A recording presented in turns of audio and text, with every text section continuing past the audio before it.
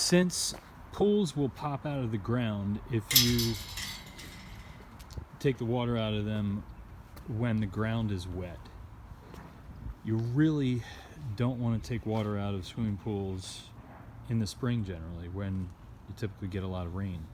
Fortunately, it doesn't seem like we've had that much rain recently, and I'm not planning on taking this down really far.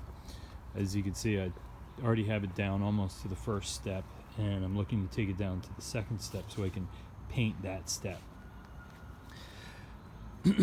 But I need to figure out what type of paint I need, and the fact is that I may need to order that paint if I can't just buy it in a local store, and even if I buy it online, it may be out of stock.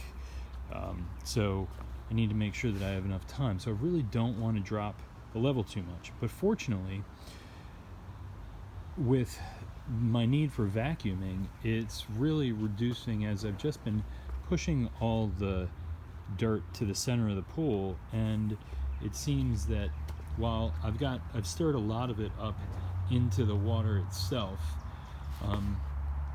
and it will settle back down on the ground. I've repeatedly just slowly sweep the stuff to the center, and I was really just trying to get it off the walls first, but it looks like I've been able to get it down to really just not too big of a pile there in the center.